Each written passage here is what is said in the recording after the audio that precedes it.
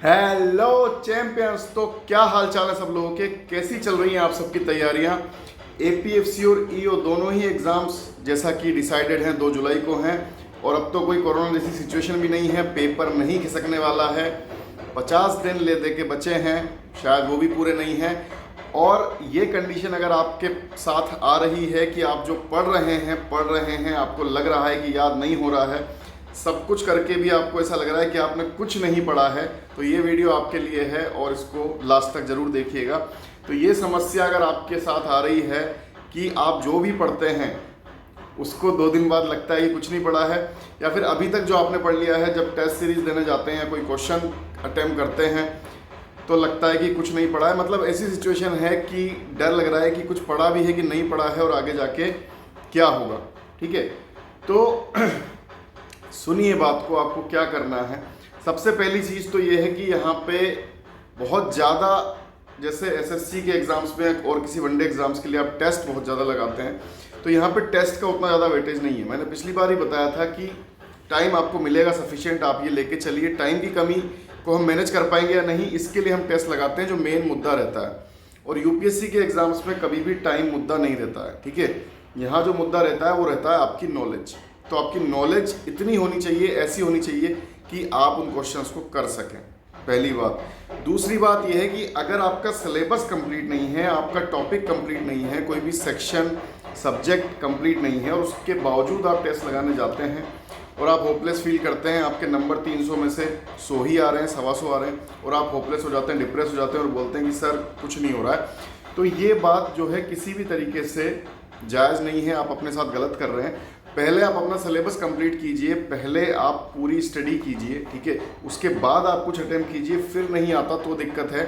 दिक्कत भी कितनी है, आप उस चीज़ को पढ़ लीजिए जो आपको नहीं आ रहा है। ठीक है, ये नॉलेज की लड़ाई है। ये लड़ाई जो होती है यूपीएससी की, वो हमेशा रिवीजन की लड़ाई होती है, कभी प्रैक्टिस की नहीं होती। क्यों? अगर आप 3 बार रिवीजन करेंगे या फिर आप 50 टेस्ट प्रैक्टिस करेंगे तो 3 बार रिवीजन वाले का सिलेक्शन यहाँ पे होगा। हो सकता है 50 बार प्रैक्टिस वाले का ना हो, क्योंकि एमसीक्यू फॉर्मेट वो नहीं है कि क्वेश्चन करे उनमें से आ गए और हो गया। यहाँ पे कुछ और ही वहाँ पे जाके आपको मिलेगा।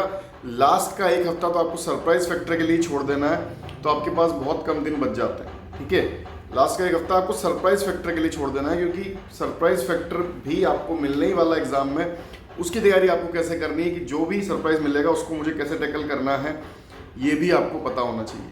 तो इन्हीं सारी बातों के मद्देनज़र आपको सबसे पहले अपना कॉन्फिडेंस बिल्डअप करना है, अपने पे ध्यान देना है। आप आज जहाँ जिस सिचुएशन में है वहाँ से आपको आगे बढ़ना है। सेक्शनल सब्जेक्ट वाइज आपको तैयारी करनी है, आपको सिलेबस कंप्लीट करना है, उसके बाद आप किसी चीज़ पे आइए। प्रैक्टिस पे, एमसीक्यू पे मत भागिए। आप पहले थ्योरी को अपनी कंप्लीट कीजिए, उसके बाद आप आइए टेस्ट पे, और उसके बाद में जब आपसे नहीं होता आप उस चीज़ को पढ़ लीजिए, नोट कर लीजिए, अपने नोट्स में शामिल कर लीजिए, और इन्हीं सब का आपको जून में 3 बार रिवीजन करके 2 जुलाई को पेपर देने बैठ जाना है। ठीक है, तो अगर आपको ऐसा लग रहा है कुछ नहीं पढ़ा है, कुछ याद नहीं है, तो वो चीज़ आपको नुकसान ही पहुँचाएगी। आपको उस चीज़ को बदलना है, कॉन्फिडेंस में पहले कवर करना है। उसके बाद आपसे मैक्सिमम क्वेश्चन होंगे जो नहीं होते हैं, उनको नोट करके उस चीज़ को पढ़ के आप आगे बढ़िए। अपने नोट्स में शामिल कर लिया, जब 3 बार रिवीजन करेंगे जून में तो उसको पढ़ लेना है। ठीक है, इतनी सी ही बात है।